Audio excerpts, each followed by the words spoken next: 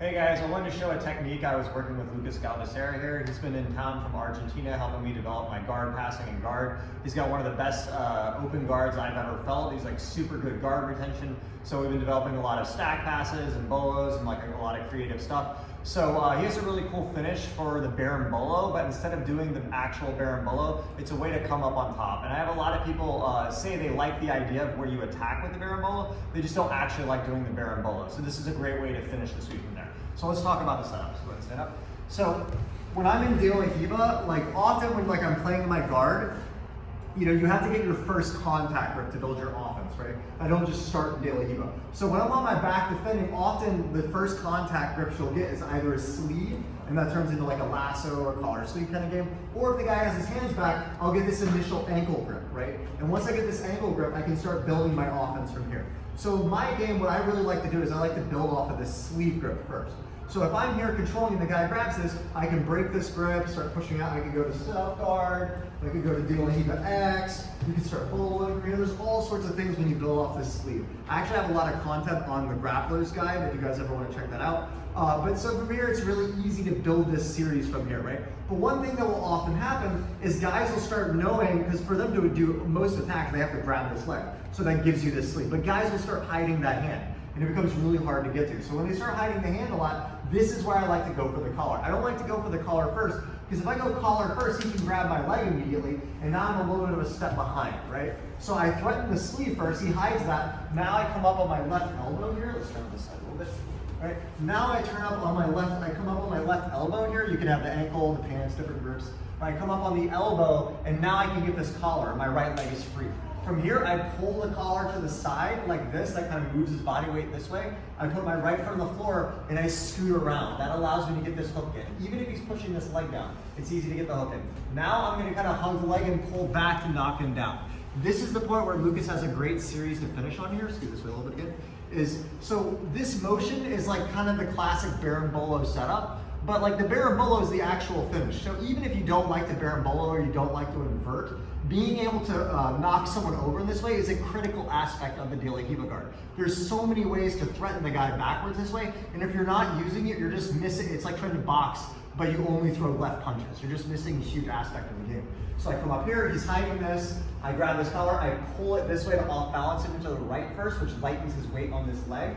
I pull this way, I scoot around, I hug the leg and knock him back. Now this hand posts. This is where traditionally a lot of people will grab the hip and you start building a berimbolo game. But from here, we're gonna let Lucas kind of go into this series from here.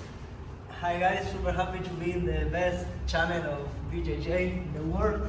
So I'm gonna show how I like to finish after off balance, normal off balance of De La Riva. So in this situation, I put the guy back, and usually they will post the hand, and this make this leg really light. So in that situation, I like to keep the hook, open a little bit my leg, and change this grip to the ankle. So I can leave him under my armpit and kind of came back in this situation where I have like the two foots here, like pushing the guy, so I can sit the guy down. And in this situation, maybe I can play like some 50-50 game, like may depend on the strategy, but one cool finish of this position that I have been working a lot recently in these years is one of my brother's techniques. I will grip fight like with my foot, this leg, I go inside the foot, and I like catch this foot and grab with the hand. My left hand will pose in the floor, so I make sure I will fall on top, and I trap like the two foots with my right hand.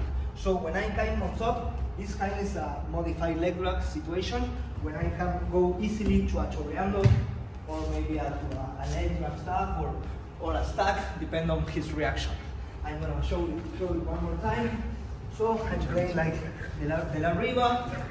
I like knock him the guy down, came for the ankle, push the guys, like be careful that the guys don't jump in on top of you, and then I go like okay, on top, close the elbow, like knuckles in the outside to make sure I will anticipate his reaction. Game on top, I'm like trapping the both leg with this, go to the knee, finish with that chorreando. Let's do one more time.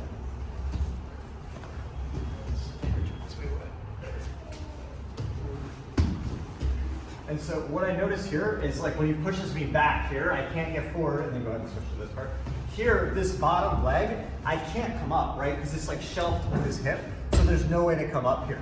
And this makes him come up, and like a big thing with modern jiu-jitsu is when you're competing and you're going for sweeps, is if you sweep a guy, he may have a great guard, so he's gonna try to sweep you back. So generally, if you can sweep a guy and come up into a really dominant passing position, that's a huge extra you want to get, right? If you sweep a guy into his best guard, now you have to deal with it. But the great thing about this position you come up in, it's not just you're on top. With this grip here, especially like when you're on the outside like this, with this like elbow position, I can't lasso, right? It's really hard, right? Go back down.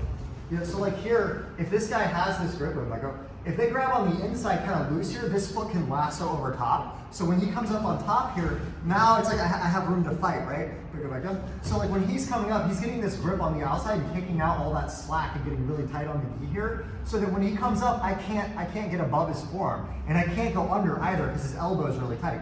So now as he starts to come up on top, this leg is stuck. He's got such a good Toriando position. It's like such a clean passage up here, right? So I frame, and then he starts coming around.